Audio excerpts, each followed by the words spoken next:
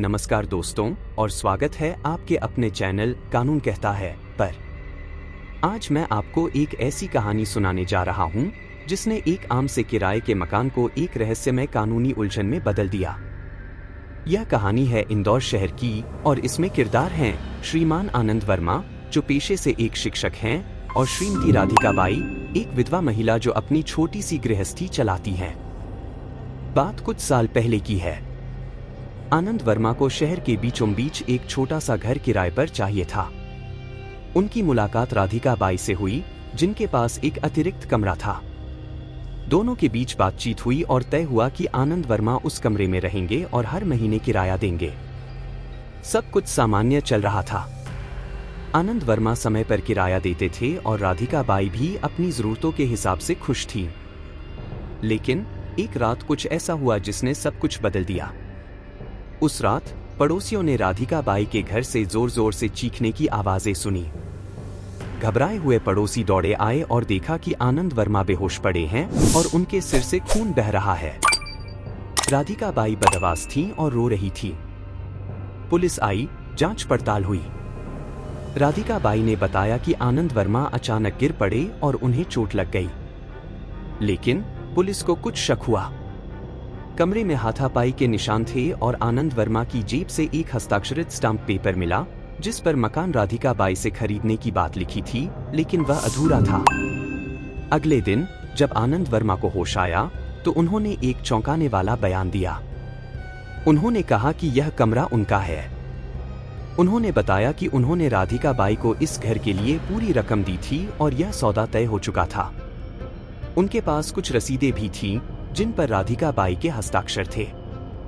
अब मामला पेचीदा हो गया। राधिका बाई का कहना था कि आनंद वर्मा सिर्फ एक किराएदार थे और उन्होंने कभी भी घर बेचने की बात नहीं की। वहीं आनंद वर्मा दावा कर रहे थे कि वह इस घर के मालिक हैं और उनके पास इसके सबूत भी हैं। यह मामला धीरे धीरे अदालत तक पहुंच गया। निचली अदालत में लंबी सुनवाई चली। आनंद वर्मा ने अपनी रसीदें पेश की, गवाह लाए और यह साबित करने की कोशिश की कि उन्होंने राधिका बाई को पैसे दिए थे। वहीं राधिका बाई ने कहा कि आनंद वर्मा ने धोखे से उन कागजों पर हस्ताक्षर करवा लिए थे, शायद तब जब वह किसी परेशानी में थी। अदालत में दोनों पक्षों के वकील ने अपनी अपनी दलीलें दी। जज साहब ने सभी सबूतों और गवाहों के बयानों को ध्यान से सुना। मामला इतना उलझ गया था कि किसी को भी आसानी से सच का पता नहीं चल पा रहा था। क्या आनंद वर्मा सच में मकान के मालिक थे या राधिका बाई एक धोखे का शिकार हुई? अदालत का फैसला क्या होगा, यह जानने के लिए लोग बेसब्री से इंतजार कर रहे थे। और फिर आया वह दिन जब अदालत ने अपना फैसला सुनाया। जज साहब ने कहा कि आनंद वर्मा द्वारा पेश की गई रसीदें और अन्य सबूत अधूरे हैं और उनसे यह साबित नहीं होता कि मकान का सौदा पूरी तरह से तय हो गया था।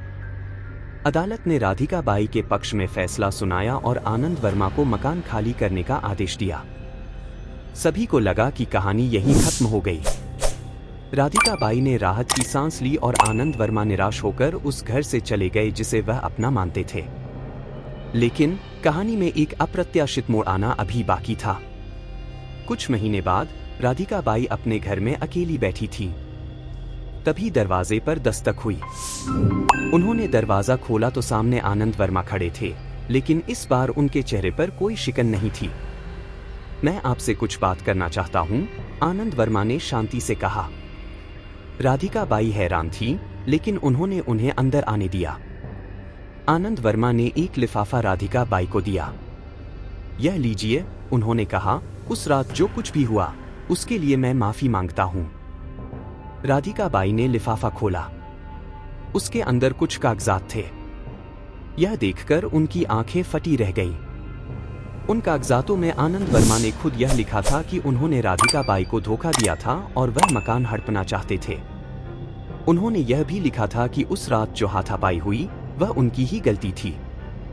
राधिका बाई भौचक्की रह गईं। लेकिन यह सब क्या है, उन्होंने पूछा।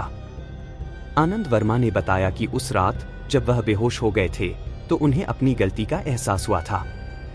उन्हें लगा कि एक अकेली विधवा महिला के साथ उन्होंने बहुत बुरा किया। इसलिए उन्होंने फैसला किया कि वह अपने किए की सजा खुद ही तय करेंगे। उन्होंने अदालत में झूठे सबूत पेश किए, यह जानते हुए भी कि वह हार जाएंगे। वह चाहते थे कि राधिका बाई को न्याय मिले, भले ही उन्हें खुद नुकसान उठाना पड़े। यह सुनकर राधिका बाई की आंखों में आंसू आ गए। जिस व्यक्ति ने उन्हें धोखा देने की कोशिश की थी, वही अब अपनी गलती स्वीकार कर रहा था और उन्हें न्याय दिलाने में मदद कर रहा था। दोस्तों, यह कहानी हमें सिखाती है कि कानून अपनी जगह काम करता है, लेकिन इंसानियत और पश्चाताप की भावना उससे भी बड़ी होती है।